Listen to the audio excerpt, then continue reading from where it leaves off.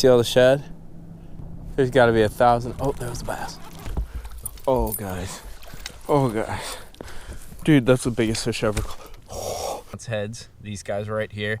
And then I have 2 1/4-ounce heads, these guys right here.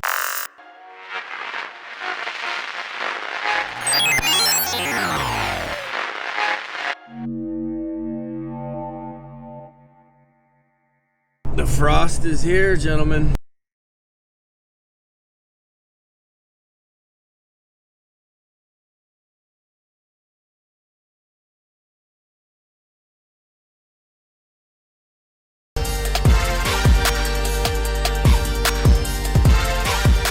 Welcome to mikeybalzz fishing. Guess what? Hey Bob, everybody say what's up to Bob. I catch my PB in this video. My PB for Lake Guntersville. A little foreshadowing if you guys read literature. Hope you guys have been enjoying the vids. I'm having fun putting them together for you. Today we're in this sort of wintry, kind of like fall winter transition. Basically it's gonna be what like winter fishing is like. And it's all about shad. Bait. So the shad are kind of back in these creeks, but some of them are kind of on the points, moving into the creeks or moving out. So the bass are really focused on those shad. From what I understand, you know, as I've told you, this is all a learning experience for me. Like, I don't know what I'm doing, so I'm learning as we go. And that's one of the things that kind of speaks to what we're gonna do today. We're gonna junk fish. We're gonna fish a lot of baits that look like minnows, that look like shad. Stuff shallow, you know, we're gonna probably try to catch fish in like 1 foot, 2 feet of water. We're also gonna be, I think right now, what are we in? We're in like 13 feet of water. Yeah, we're in like 12 feet of water right now.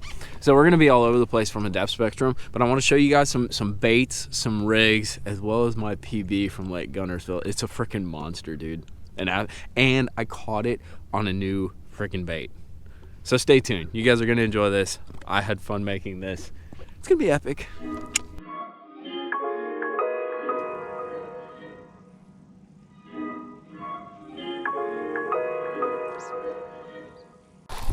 I hope that's a bass. That's a freaking giant. Yeah. Oh gosh, we need that. We can get the power pole down. Oh my god. Oh my god. Look out, Bo.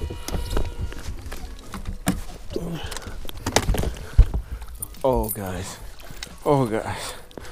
Dude, that's the biggest fish ever. Oh, dude, that might be like an 8-9 pounder. Oh my god. Guys. Oh my god. Look at that.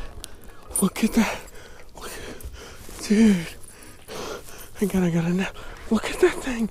Oh, on the new swimbait jig head. Look at with just a little easy, dude. Freaking 20-pound hook. Oh my god. There's a couple things I love about winter fishing. One, it's all foggy and misty and pretty and cold. I get to bundle up, wear a bunch of layers. By the end of the day, it warms up. But the other thing, I know Bonk likes it too. That is officially the biggest Guntersville bass I've ever caught. Do you see the shoulders on that thing? Like, that is a monster bass. And I caught it on the new, we designed at Gambler, we designed these, you probably know, like the swim jig, the goat swim jig, greatest of all time. Kind of got that inspiration from you guys. You guys are way too nice to me. But since I'm living up here, and there's a lot of swimbait fishing going on, it's super popular right now, we designed a new swimbait head. Let me grab it for you real quick. It's this guy right here, and it takes that design of the goat swim jig and basically puts a screw lock on it and makes it into a swimbait head. You know, standard wire hook. I'm actually using these are like a little bit smaller hook. They're like a 2-aught because I like that smaller hook. It's good for these smaller swim baits, and this time of year I like to throw a little bit smaller A-rig because it's a little more manageable and I can throw it like a spinnerbait. You can see we got some like docks right here.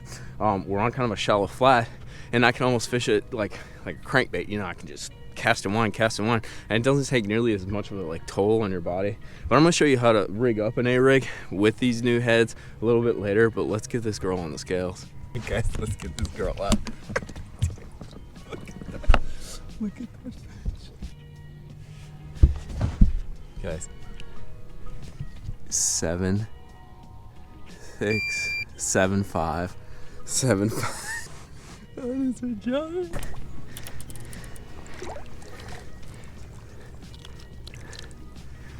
Oh my gosh.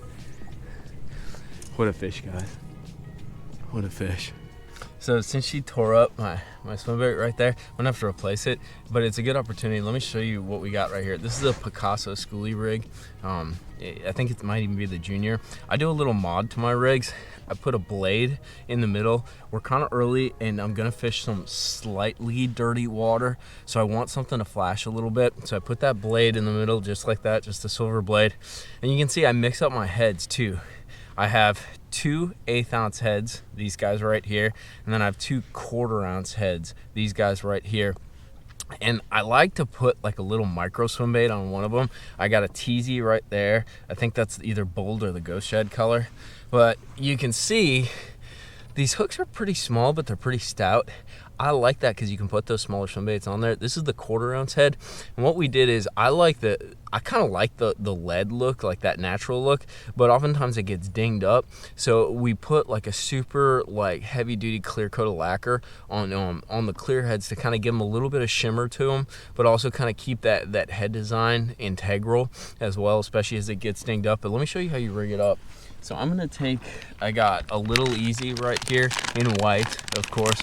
And what I like to do is, even though the Easy head's rounded, I bite off just a hair, making it just a little bit flatter.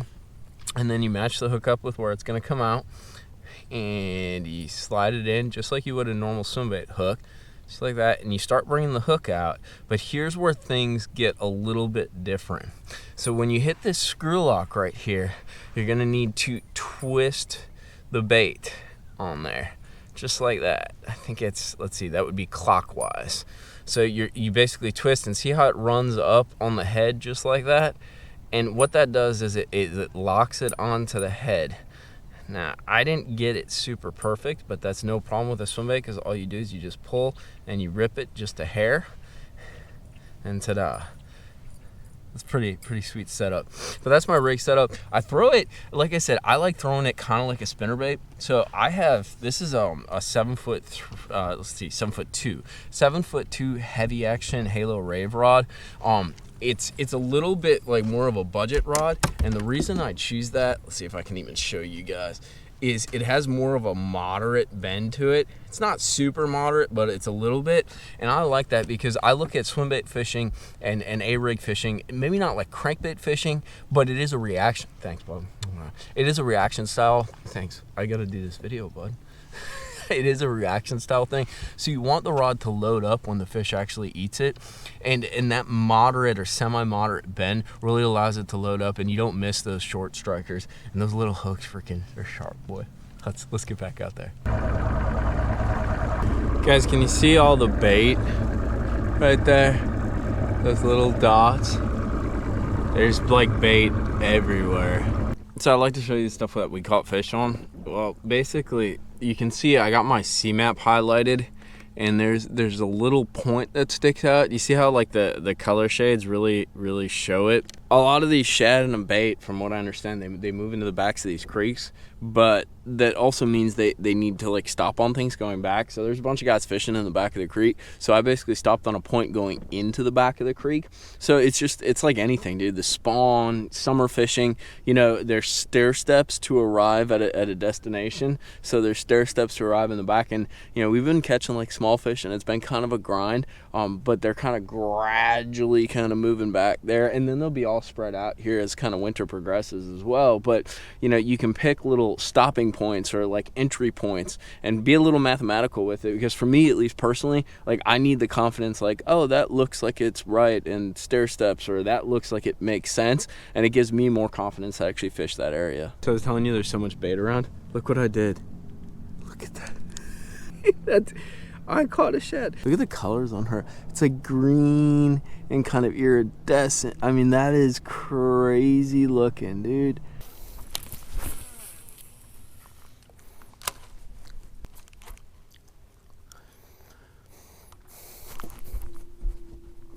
Fish on.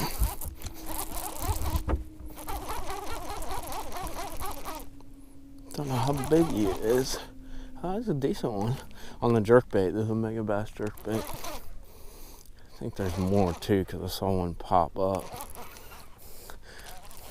Throw this thing on a 610. It's a pretty light rod, and I'm using the shallower jerkbait because we're only in like 3-4 feet of water.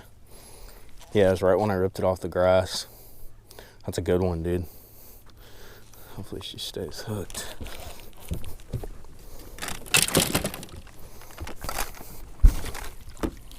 Nice. How about that, boys? She swallowed it. Look how fat that joker is. See you later. You know, when you got all these shad swimming around, and that's really what the main force is that they're targeting, and they're balled up. So you gotta have a wide range of baits, from power fishing to kind of finesse power fishing, as I like to call it. I mean, you guys can see I got a super stud, like fluke style bait. I got my bull shad ready to go. I got a little medium running crankbait, white swim jig, spook. I got an A-rig on the end of that thing with a little bit of grass on it. And then what we just caught a fish on is this guy right here, which is my favorite jerkbait. An expensive jerkbait, but an absolute killer, dude. And that's the Megabass Vision 110. This is a little shallower. You'll see we're on a little island point right here, and the grass kind of comes out and does a little taper down into it's a little ditch that passes on through here. But when I'm talking about like finesse power fishing, that jerkbait's finesse power fishing. I threw that A-rig like 7 times at that point. Picked that thing up because it's a little boop and freaking 2 jerks and bang, dude. So it's sort of like junk fishing, junk shad fishing. But if you got a range of baits, you can cover all those depth ranges, and you'll have different presentations. Something a little more subtle, something a little more like bop them in the face. That's all bait on the graph. Look, that's so much bait. Fish on. We just threw straight into the bait, dude. Straight into the bait. Hope it isn't a white bass. No, it's just a little baby guy on the rig, but we're gonna get back in there. I think there might be quite a few there. Oh, dude, that's a spot. That's a friggin' spotted bass, dude.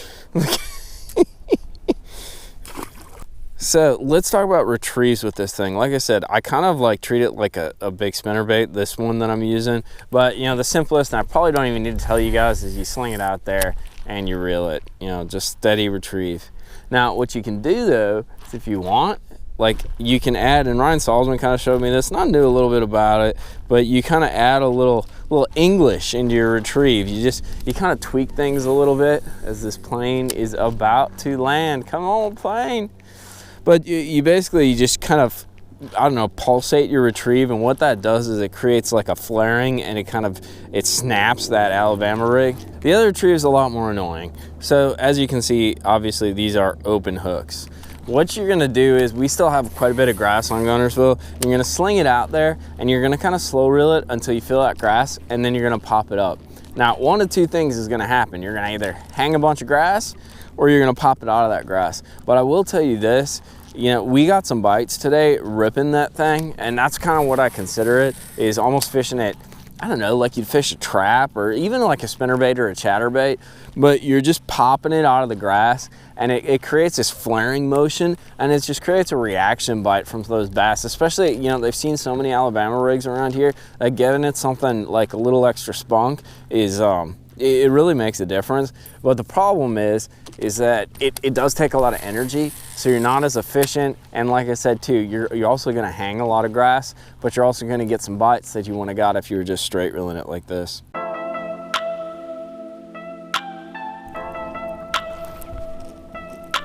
No, wrong kind. Oh no, it is a bass. Oh, a white bass.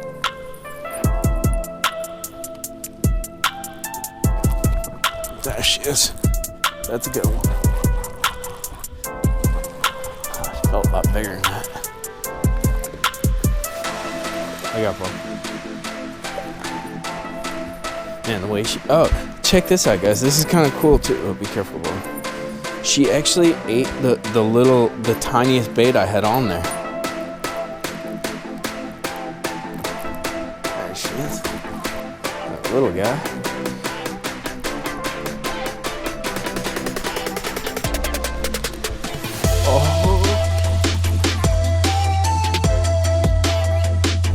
hog here, boys. I got hung on the grass and then she ate it. Fish is eat too. Nice.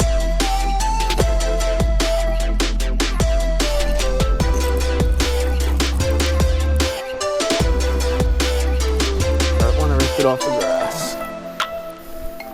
Look at Bob.